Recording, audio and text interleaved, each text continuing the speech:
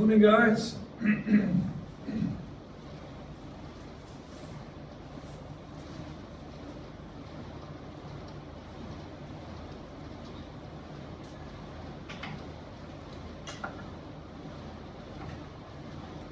Back at it.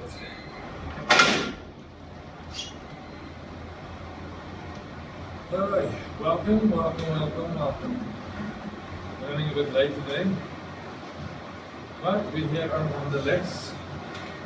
Today I would like to touch on the topic of training, cardio, exercise windows, when to train, when to cardio, when is the ideal time.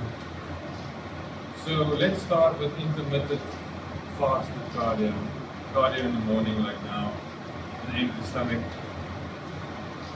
The reason why that's the go-to, because you've slept, so you gave your system about, if you sleep good, 6 to 8 hours of intermittent fasting. So when you wake up, you're pretty much in a minus. The glycogen storage is close to depletion, trying to sustain itself through the night while you were sleeping. So when you wake up, you're already in, let's call it a deficit. So by not eating immediately and doing some intermittent fasted cardio, you extend that window of glycogen burn. And the more glycogen you burn, or the less glycogen you have available, the easier your body taps into fat. So the theory behind this is when you wake up, you're pretty much already in a fat burn mode, because your system throughout the night has burned through the glycogen. So you are primed and ready to burn fat, or you're already in your fat stores when you wake up. So all you need to do is continue or do an activity that burns more calories, and you end up in a rather big deficit. So even if you eat your breakfast, you're bringing the calorie deficit almost just back to baseline, to zero. So no matter how many meals you eat, if you've done your cardio before the time, you stay in a deficit. You always calories less than you should be taking in, because you started with a massive deficit. And that's how you get ahead of the game, pretty much. Intermittent fasting cardio, early mornings, make sure we are completely empty, burn out all the resources. So the first meal that comes in is to top your energy levels up, but you're still not, or you just break even, and you start with your first calorie after you've had a meal, an entire meal. Calorie number one is on the table. Instead of waking up and eating immediately, you're just replenishing immediately. So you're making the burn more difficult because you're supplying fuel again. So the longer you can stay without fuel, glycogen, food, energy, the more your system has to tap into its own sources, which is lipids or fats. So intermittent fasting cardio, one of the easiest ways to get ahead. I guess the summary of what Juan is saying is fat is the preferred source of fuel for the body. Even when we hear all the time carbohydrates is the source. Carbohydrates, fuel will be burned in terms of an emergency situation as far as the body is concerned, and we'll use up those stores first, and then go back into the fat. So as Juan says, if you've tapped into that entire space of one night, and you've only got fat as a source of fuel, it's going to utilize that. So it's a slow burning of consistent fat. And that's why we don't do sprints and that sort of thing. When we do something that induces that very concept, dragging on slow burning of fuel, and tapping into your, in essence, your primary source of fuel, but some of them are secondary. So we come into the fat burning space, slow, steady, repetitive movement over a sustained time, only 45 minutes at least. You'll tap into that space. It's almost like you get your second wind. When that happens, you feel the glycogen source. to the fat burning. That's exactly that. That second breath of air that you get when it feels like you start getting energy again, that's when your system switches from glycogen to lipids, to fats. And you immediately feel there's like a sustained energy. It's not the up and down crash, you short of breath and then you need to sprint and then you need to recover again. So you'll see with the cardio we're doing, it's very low key. People have this misconcept that if you want to burn fat, you need to kill yourself. You need to run and sprint. All those things are relevant depending on where your energy stores are lying. So as we are already flat, and already depleted, the glycogen stores, as we intermittent fasting now, it's much easier to burn fat. And the fat system, or the fat burning system, works at a 65 to 70% of your max heart rate. So it's not a fast-paced thing. As a matter of fact, one of your best exercises to burn fat is a nice walk. Not a jog, not a run. It's a simple, easy walk. Because you see, this is the thing, how the system figures. So if you're doing a low-key, long-distance endurance type exercise, like walking for 45 minutes, 50 minutes, your body is going to supply you with fat because it's a relatively easy cardio type that you're doing. Secondly, the body always tries to do something where it's comfortable. So it's going to look for the most suitable energy source to keep you going low-key for a long time. The only system that can do that is fats. So you have ATP, which is the quickest. Your creatines, 1 to 10 seconds, gone. It's finished, depleted. Glycolysis is the process where the energy is more free just before it turns to glycogen. It's your second system. That's from 10 seconds to 2 minutes, 3 minutes. Then you have your glycogen, which runs from 3 minutes all the way up to 45 minutes. That's how long it takes to burn through your glycogen if your stores are full. So a 45-minute weight training workout. And after 45 minutes of exercise, your body starts tapping into fat as the fuel source. So here's the thing, every time you see someone that comes in to a gym and then get onto the cardio bike or cardio, the treadmill, whatever, any cardio equipment, first do their cardio and then do their weight training. If you can switch those two, you'll have double the results. And here's why. You come in, you've eaten, your body's full of glycogen. You go sit on the bike and start pedaling. The system is automatically designed to start from scratch. ATP, glycolysis, glycogen, lipids. So if you start exercising or warming up or doing your cardio before your weight training session, you're just burning through all those first systems on your way to fat. So by the time you're done, you've now entered into glycogen, you've used some of your glycogen for your cardio. That means your workouts is going to suffer because you've taken away the fuel source that drives weight training, power, explosiveness, that type of thing. You've eliminated that energy and now you're in fat by the time you actually start training, weight training. And when you're done, you're done. And the shitty workout because you don't have the fuel. If you come in and you start your workout, you go through the first 3 systems, which is needed for explosiveness, for strength, for power in your weight training. And after 45 minutes of decent training, you'll be done with your glycogen, your ATP, your glycolysis. And the only thing that's left is lipids, your fat stores. So after your workout, to cool down, then you climb on the cardio machine. Your muscles, they're safe, they're not being worked anymore. You're already in a fat burn mode. And now you do a low-key cardio just to extend that calorie expenditure and keep your muscles safe or anabolic. you don't ask them for energy anymore. They are done. They don't have any more. So you easily get into fat, and then you do the cardio after your weight training session to stay in the fat burn mode.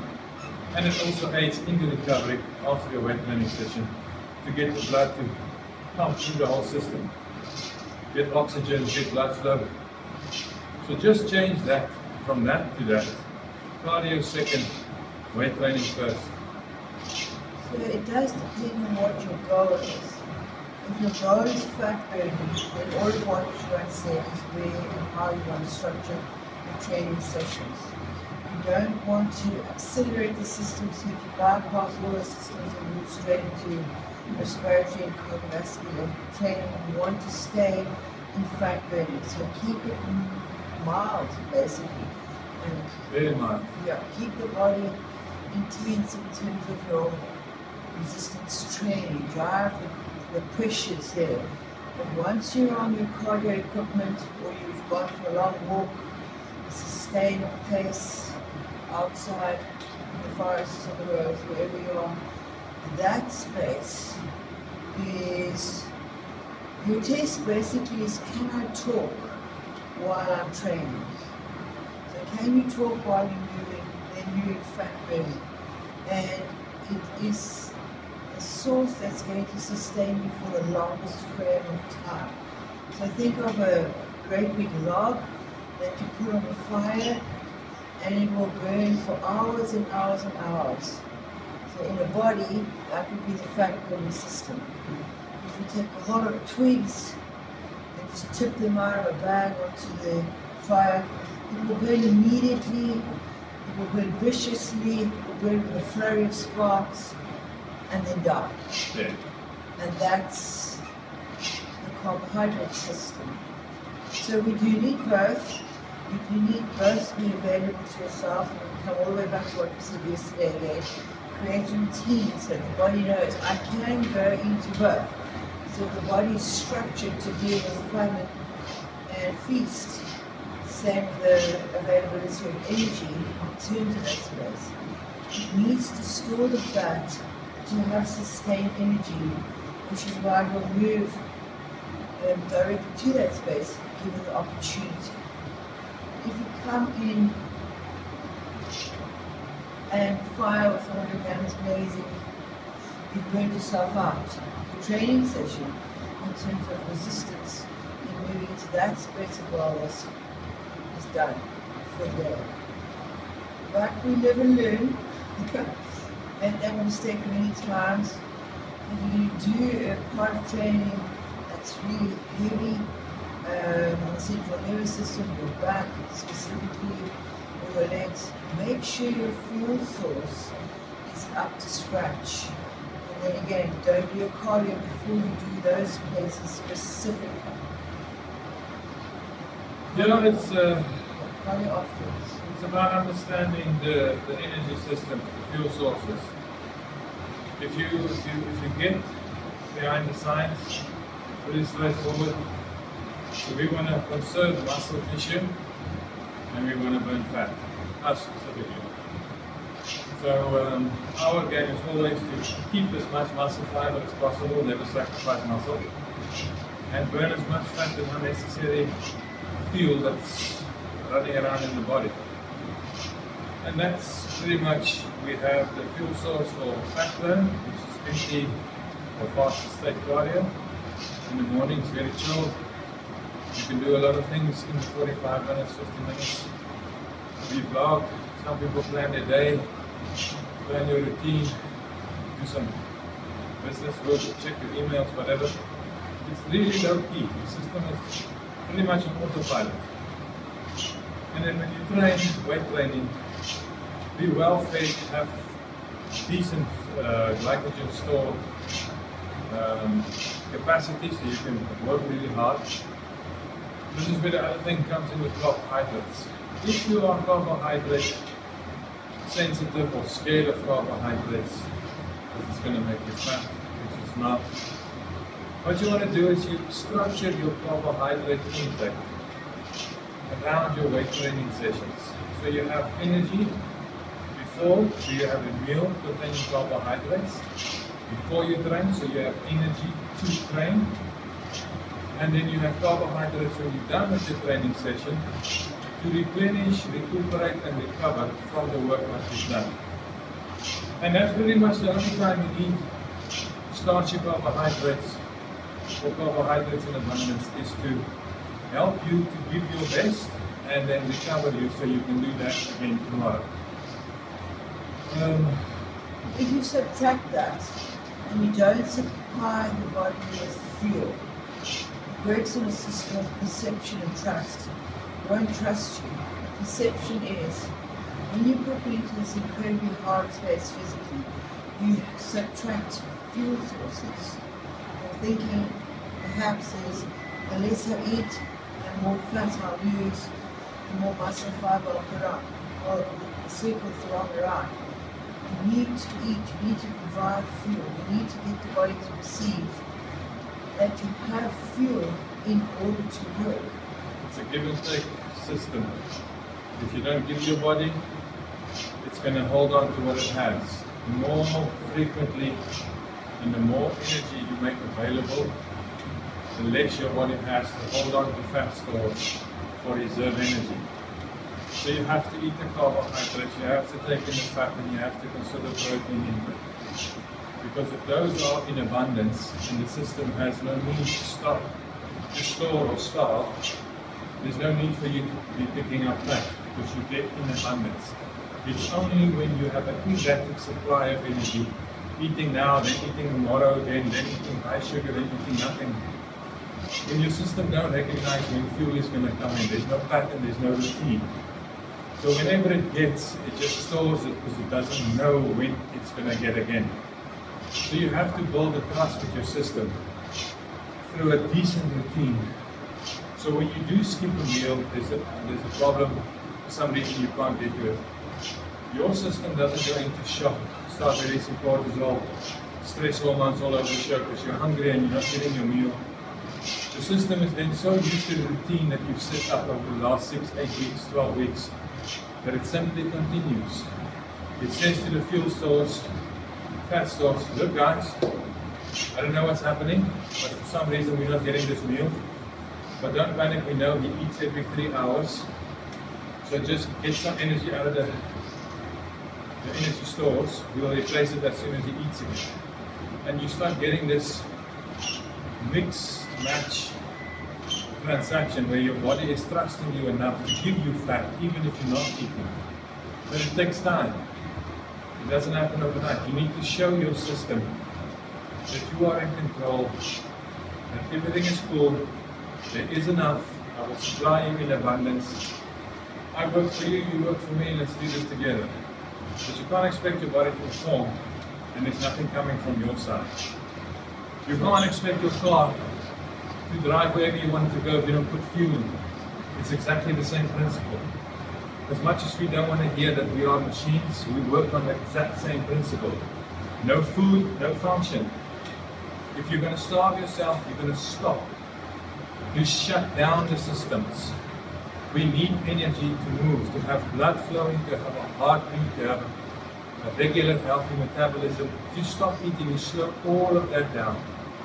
So think of yourself as your rationale, your decision-making ability, your conscious movement in planning and prepping and creating a team as your best friend with your body itself. So the body will take time to build up trust and release secrets, give you inside information, the fact, if you trust it. If you have a best friend who runs off and tells everybody about your secrets all the time, you lose your best friend. Or you lose the trust of that best friend. And think of that as the carbohydrate. Constantly just pour in random amounts of information in terms of carbohydrates, you lose the trust of the body. But if you build up this foundation of sustainable energy, sustainable information, a trustworthy friend, our conscious is trustworthy with the ability to release fuel because it's constantly being placed in a good space. then your body will release the secrets. The secrets being the hold on fat and the development of wellness, excellent and healthy tissues, fibers, digestive organs. Those things come only with trust. And throughout our lives we break the trust because we eat foods that's genuinely non-nutritious. Yeah, crash diets, starve yourself, just eat liquids, and you train really hard, no food, and you just eat salad. You're really abusing the system and wanting it to perform. It doesn't work like that. Unfortunately, you're going to have to really look after your vessel. Love it, supply it with good, healthy fuel, and it's going to respond like you've never seen it respond before. It's not a hate relationship that you have with your system. It's actually a loving one. Here is some energy for you. Let's go into a cardio session, or let's go to a weight training session. Look, we are empty now. I know you're hungry, but we're also in a very vulnerable state now to burn fat. So let's do some cardio. I'll take it easy with you. You help me, I help you, and then we have a lap of breakfast. If you approach it like that, it's your companion. This is my vessel. It's not fucking some random thing that I'm trying to abuse and get into a specific label or container. This is your one and only.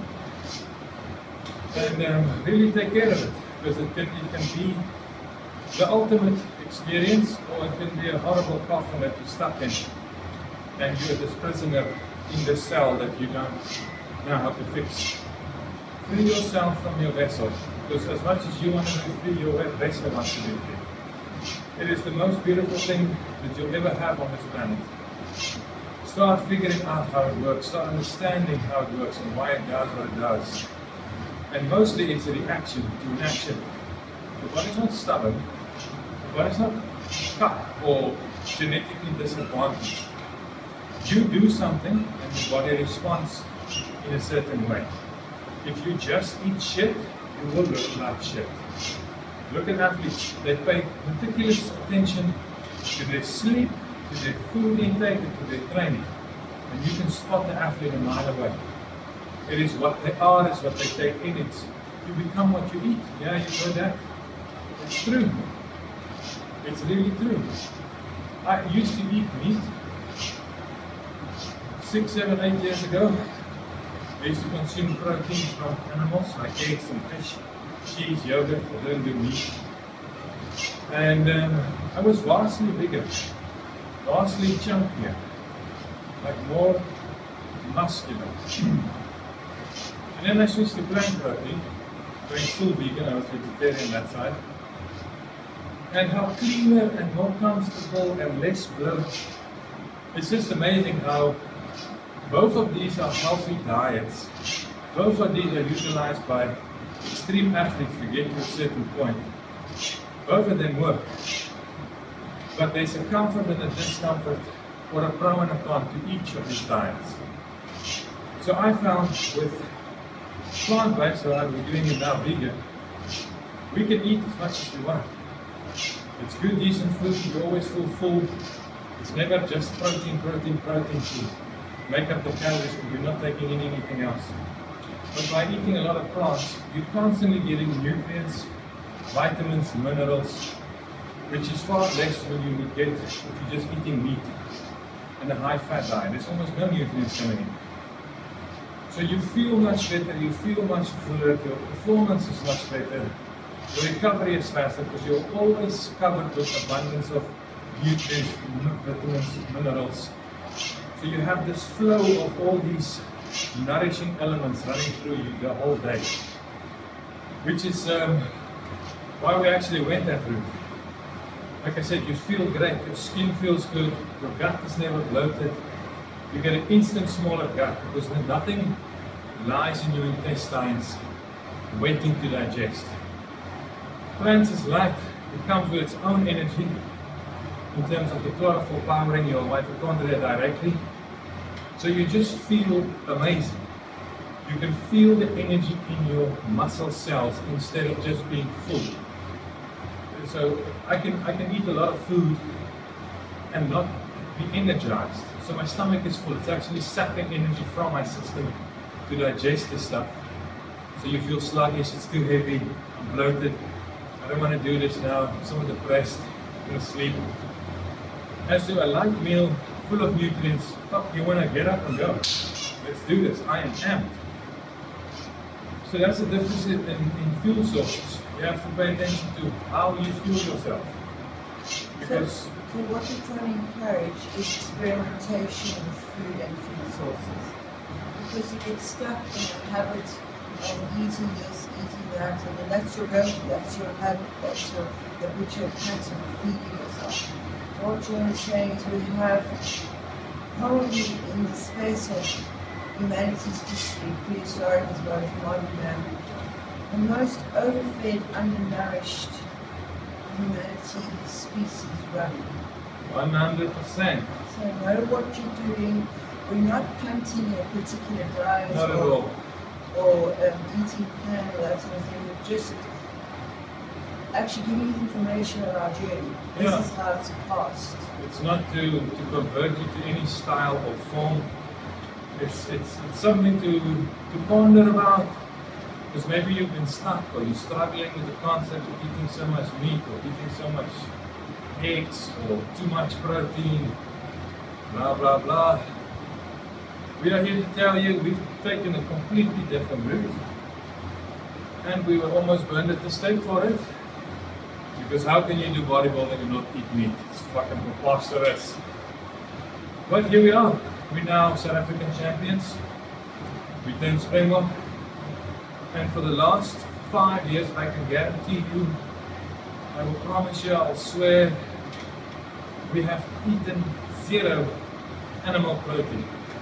Not milk, nothing. And there is no lack, there's no, I can't tell you that I'm missing something. I can tell you I've got far less asthma, I have far less skin breakouts when I do eat shitty foods and food that's high in saturated fats that inflame the system, sugars, I cut all that out. My muscle tone is much easier to see, so you have this athletic look almost constantly. Your veins, it's a clearer, even your eye, the pupil colors become more bright as you detox, as you work through these things.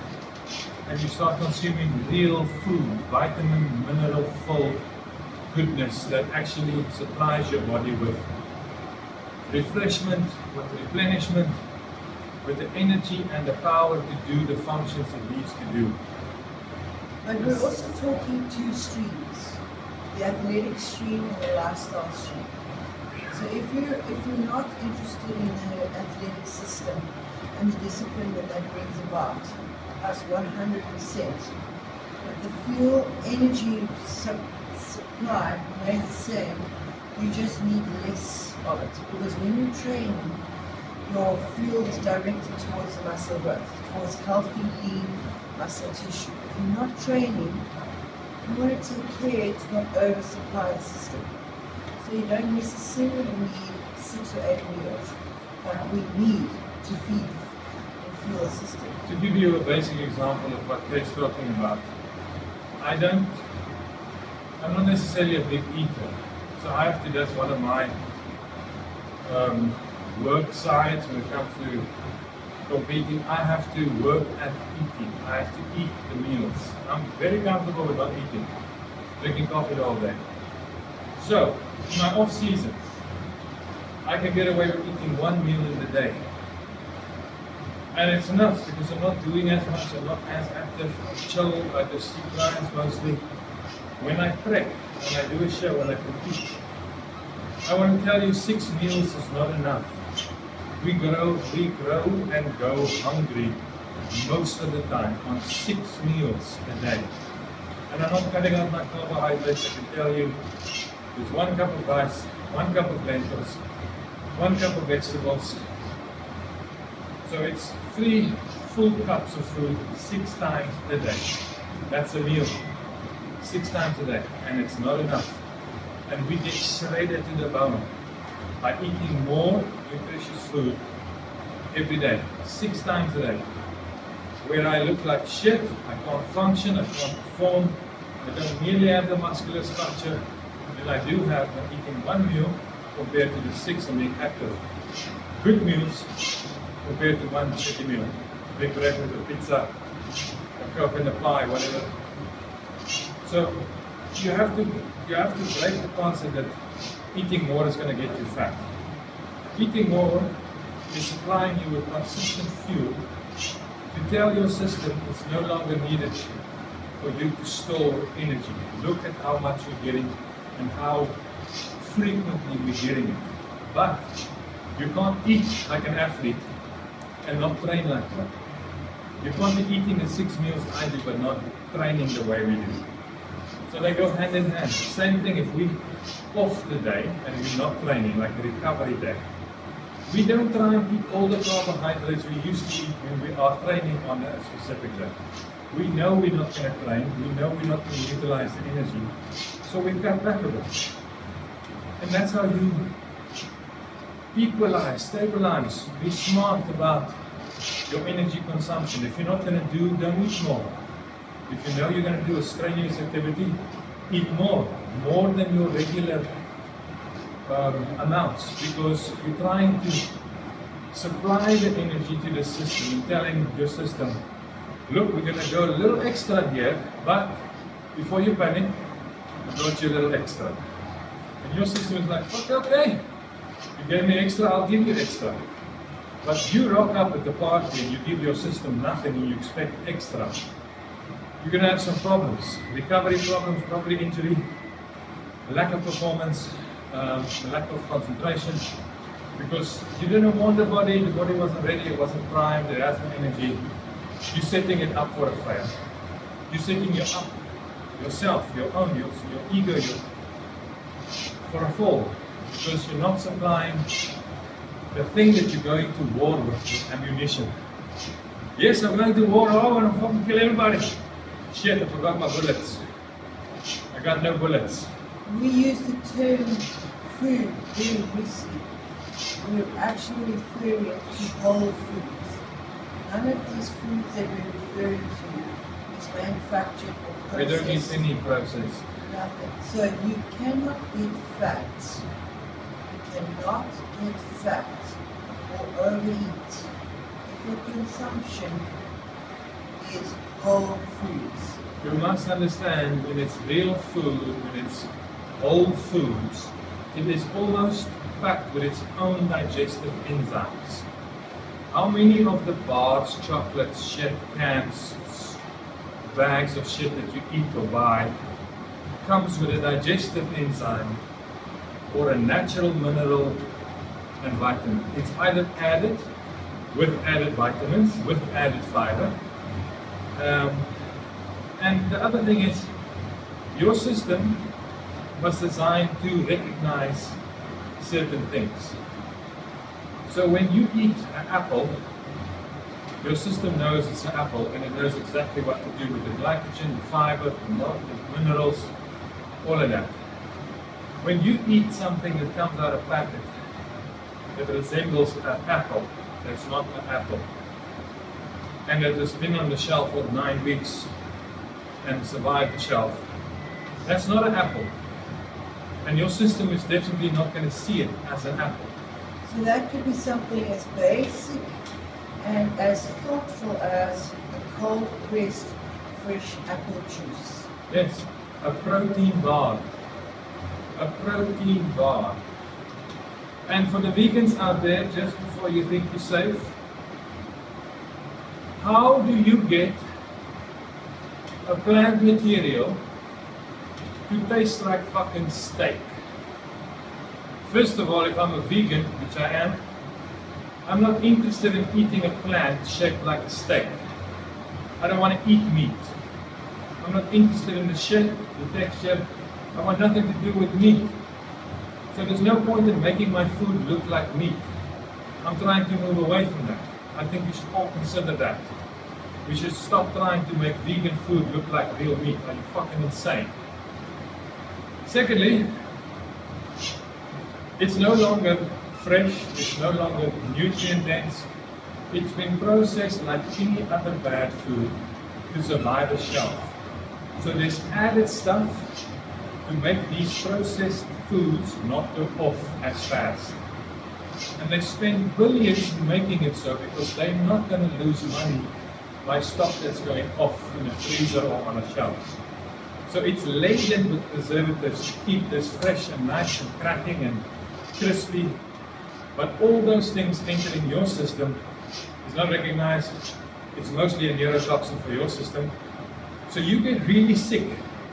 Systems start shutting down. You become less effective at burning fuel for energy. So you're always tired, but you always consume it. So where's the energy going?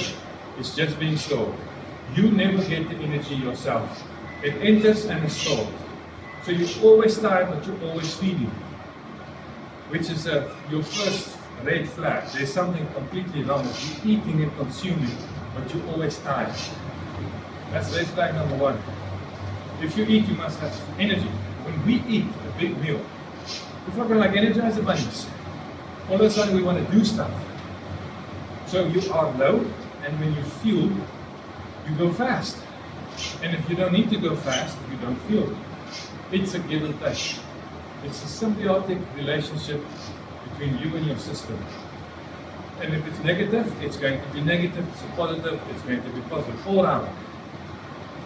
So really pay attention to your system, to your energy sources, when you do cardio, how you do cardio. The concept of you need to suffer and be in pain and sweat and die for you to burn fat is the furthest thing of the truth.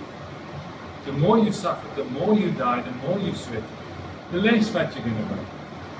And the fat that you're actually burning, that's coming from that hideous process, is survival. Your system is not burning fat because it's fun and it's just supplying you with what you need. It's hanging on for dear life and throwing fucking everything in the archive at you. Just stop doing what you're doing. It's negative, it's catabolic. So in that space, you're not burning fat. The very thing that the mere fact that you're sweating does not indicate fat loss per se. At all. It indicates dehydration. Yes. So you're tapping into a system that needs to top itself up again.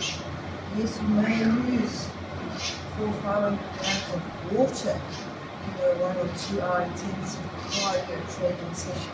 You rev the respiratory and cardiovascular systems.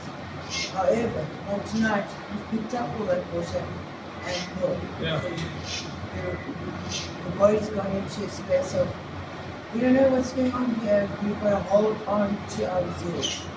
But you haven't tapped into the fat at all. That system is locked until you understand the system, which is, take it easy in terms of cardio.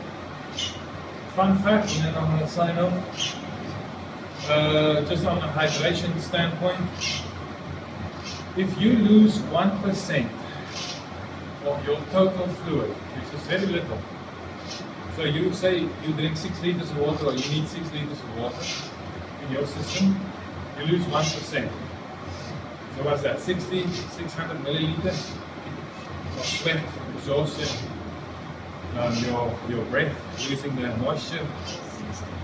60 mils of water, your own fluids. If you lose 1%, 60 mils, your reduction in performance and power is 40%. Quickly listen to that. 1% decline in hydration is a 40% reduction in performance. Performance is fat burning, strong, explosiveness, recovery.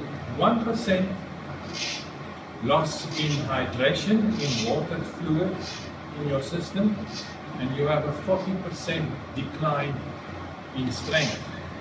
So if you were 100% strong and you lose 1% water, your reduction in energy goes to 60%. No matter what you try and do now, you can only perform at 60%. Because that's what your water table is allowing you to do without frying the circuit. So it's small little things that makes massive differences. I mean 1%, 60 mils of water, yes. It makes a massive difference. 40% is a lot.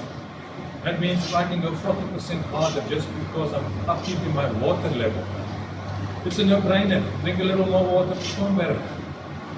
Add electrolytes to your training session, salt. Just a big Himalayan salt. Put a little bit in your water. Wash your ankle. Alright people, that was cardio confessions. Tuesday, Fat burn rant. Yeah, we're on Tuesday. And we are busy climbing the ladder. This week is chilled with the cardio, about 40 minutes, 35 to 40. And then from next week, we've got 7 weeks. Each week we climb a little higher, a little more intense, until we get to 7 weeks, and when we leave for Barcelona. And for the people out there, here is our funding process. So this is where we're going. Santa Susana, IFBB World Championships. There we are. That's where we're going. It's all the organizations. And there's the funding process. For anyone that wants to contribute, we need 1,000 people to contribute 100, and we are going to Spain. Or if you're in another country, it's roughly 6,000 US dollars, 6,000 euros, or yeah, dollars. And then that's to cover all of the fees and processes that's involved in getting us from South Africa to Spain and to compete. So yeah, 6 grand US or 100,000 rand. So guys, tell friends, get involved, back a buddy, support us, help us go to Spain and represent South Africa on the world stage. We've been working at this for the last 8 years. We've been the running champions of South Africa for the last 4. And this is finally our shot to actually get out there and see if we're compatible internationally, because it's easy to win here, and I don't mean easy, I mean you become quite complacent in only being in South Africa, never seeing other talent, never seeing other people and how they perform and their level of competing. So it's something to look forward to actually get on stage with the best in the world and compete as a couple against the best couples in the world. It's been a while coming. We've been looking forward to that. It's always been a dream to compete internationally. But to do it as a couple and to go and do it individually, it's a fucking dream come true. Please support us. Help this become a reality. Donate and make us a happy vegan couple on the world stage. Signing out. There's my beautiful partner. There's the other side of a partner. Catch you guys on the flip side. Thanks for watching.